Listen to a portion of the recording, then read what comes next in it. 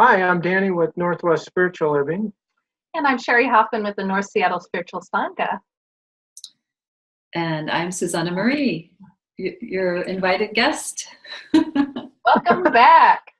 Thank you. Our pleasure to have you here today. Oh, this is fun. I'm enjoying myself. Me too. All right. So another question for you, Susanna. Yeah. So my question is, looking at the wrong page. Okay. What do you feel are your biggest character strengths, and what do you consider to be your Achilles heel that you're working on?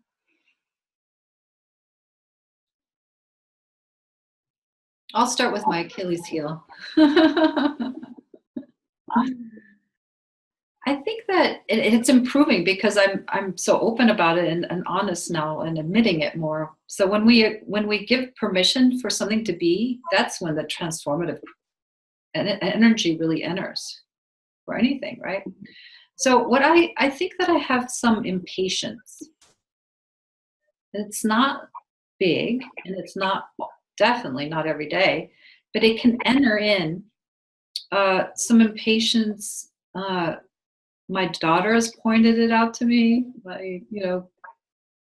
Not that many close friends, one person, but I can see it, and I think that's my Achilles heel. It's kind of like there's this part of me is like, let's get with the program. Let's hurry up the awareness of what this is, as if my program is what they should get. And so it's just kind of like, I think that not that I'm like 100%, I don't know that much about astrology, but a little bit, but I'm a double air sign. So I can move quickly and shift direction really quickly. And if someone sometimes is not moving quickly enough with me, it's only with people I know very well. I'm talking about people who are the most intimate with me, not people I work with or my everyday friends, but people. Now, you're not talking about me specifically here, right? I can just relax, right? Yes, everybody should get really tense about how Susanna's going to be impatient with them. No. It's just like people who are most near and dear to me. And then, but what's happening with that? I think it's something that just I've had since, how we come in with certain things. And it's like, oh, they didn't get that. And if I'm with them all the time, maybe I can get a little impatient about something. But I don't get mean or snarky. It's just that they can tell. I could not even imagine that. They can tell that I'm just like, there's this moment of a little, like, let's move on. Can we do something else now? Kind of thing. And it's not taking into account their movement, their pace. And so that has really changed over the years for me. And now it's so much softer and more mellow. Every once in a while it'll come up, and then I see how it hurts. If it hurts somebody, that's what makes me want to change. Because I think that conditioning, if it's not harming conditioning, like everything's conditioned, how we brush our teeth and walking, even talking, how we behave in public, all that's conditioned. You don't want to get rid of all conditioning. But I've made a vow to work on conditioning that is harming to myself or to others. So now that, when people I love, if they point something out to me, I definitely want to look at it. So, there may still be some places that are in shadow that can harm. And I would like to, if something appears, I would like to be able to be honest enough and open to that, welcome it and apologize. That's not my intention to harm. And you know what? It softens everything because we all make mistakes. We're all in process. So just to have that apology or recognition that hurt, it just can change things. And it can actually create intimacy in the moment. Thank you for giving me hope. I'm also an air sign who struggles with impatience. Oh. Yeah. Better over time is yeah, very uplifting. Yeah, exactly. And my strength might be actually, that might be one of my strengths, is this desire and willingness to soften and to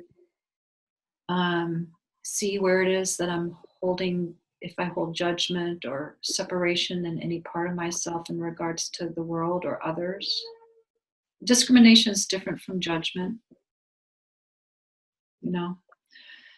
And even the ability to say what you like and don't like, that's not judgment per se. So be able to discriminate between what's judgment and just healthy boundaries. So I think that my strength lies in being able to find my way in that. And and what that opens up to. And something I've pretty much had, I think, from the beginning, Sherry, is this, and it grew, of course, through different realizations, but it's an unconditional, loving heart. I think that that's just something that I came in with, and we probably all come in with, but it didn't close down. Yeah. It didn't close down. It's definitely, parts have opened up over time, but the nature of it has always been open, and there are reasons for that. I was lucky in different ways that it got to stay open, but I think that's my strength. What's that? I'd say so, because that just doesn't seem common. No, and I Be able think, to stay open like that. yeah. So that's something that I think that's my greatest natural, inherent natural gift, is because we give our gifts, our natural gifts are those that we don't, that they arise. They arise. I just like to reflect back to you. That's the thing. Having sat with just a few teachers, is you are so approachable, and your openness is so inviting and so welcoming. And yeah, it is Thank truly you. a beautiful strength. Thank you for that reflection. I appreciate you.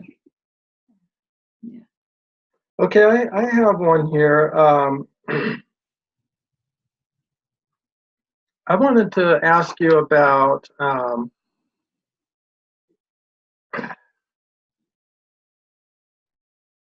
in many spiritual texts, there's talks about siddhis, or the development of powers, and there seems to be a gap, at least in our culture, between the metaphysical side and the non-dual folks, for sure, are very discounting of that whole side, and the other side, sort of in general, doesn't even know what we're talking about in a way too. So there seems to be this real gap. And I just wonder how you regard the phenomena side, if you will, of spirituality. Yeah, I love that question. Because I do see you as a bridger of these worlds, Danny, just from what I know of you. So, yeah, I'm a bridger of the worlds too. I mean, I think we just are what we are naturally, right? And I've always been a mystic. It kind of took a little detour, a purposeful detour, during my emptying out process after my brother died 16 years ago. I had been up to then like a visionary, and had really been in touch with like some different beings that are not in the body. And when my brother died, I was so broken open that I felt like in some kind of naive, childish way, I felt betrayed by this grace. I felt like I had been held a bit in grace, not that everything was easy, but a bit in grace, and like I was a bit falsely protected, but those kinds of things happening. I didn't even know that was a thought in my mind, but when it happened, it was like such a falling from grace to me, that I asked those beings to leave me alone, to leave my life. And I had been dreaming with beings coming in and teaching me in my dreams and so on. And I felt like shattered. I guess I needed to go to ground zero and to a place where all possible beliefs were stripped away, including whatever I had built up around my mystical nature. So everything had to be taken away. So I lived that way for between 2 to 4 years, where I was just emptied out, and I started to really enjoy the soberness of reality just as it is, in like a Zen kind of way. But then I realized that I needed to invite that back in, because it wasn't, I felt like it had a time to get really sobered up, stripped away of how I'm going to be saved by anything, spirituality, being, techniques, saved, period. So when I got fully stripped away of being saved, then you can, like, what wants to come will come. And the truth is, in my experience, everyone has to find out for themselves what's true for them, and it may never be true for them. My experience is that all of life is sentient, and the earth is a sentient being, and the trees and rocks and the rivers and that everything has sentience, and which means that it has soul. It's on an evolutionary journey. And so my mysticism came back in, because it was my direct experience that I saw and felt how everything was really alive. And then, just because we're in form and we can see one another and see form, doesn't mean that what's formless in the formless realms doesn't exist, the subtle realms. So there are layers upon layers and dimensions of subtle realms of beings and grace, where grace resides, beings that are here to help, serve and to help. Imagine if you feel really more and more completed inside, and then someday you may want to be in service, not just in the body. That's what happens. And see, life is very, very, it's conservative in the sense that it conserves its energy. So it uses every ounce of itself. So it's going to use itself to be in service to itself. It's not going to waste anything. So like when you have someone like Ramana, or like Jesus, or like Nimkoli Baba, who I love, and let's bring in some mothers, divine mother energies, like Mother Mary, Anandamayi, different saint, and not just the big ones, but there's so many unnamed, unknown beings that have reached the level of being in service too. So those can be tuned into, and they also come. So my personal experience is those veils are my veils between those worlds is very thin. So you can call that a siddhi or not, I don't know. But those beings have a lot of siddhis, which are powers, but they are powers in the service to humanity. Now, there are siddhis, powers that can be open to in a body, in a person, that can be used not in positive ways. And that comes from a center being open inside, but another center being closed. Let's say the heart is not fully opened. And let's say the power center is really opened. And power by itself is non-harming. It can be used creatively in a very potent way. But if you have a closed heart and an open power center, you might be pursuing really falsely and misleading people.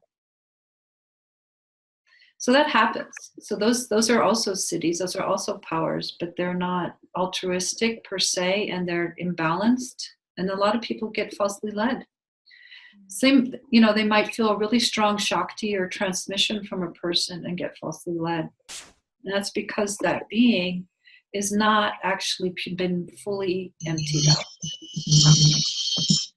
and purified and cooked, basically cooked. You have to be cooked. And life knows when you're cooked. The ego mind might think you're cooked.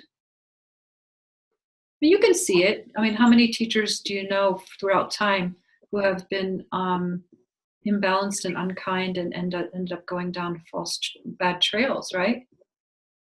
So you can see a lot of siddhis, a lot of powers.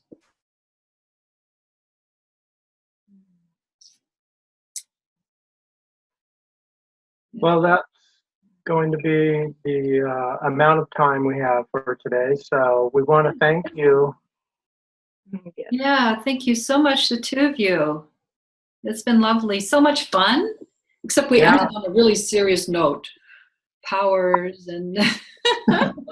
Yeah, we did. But it comes back, I just want to say this one last thing. It comes back to feeling into your body and into your being when you're with somebody. And really, really becoming finely tuned to learn to trust yourself.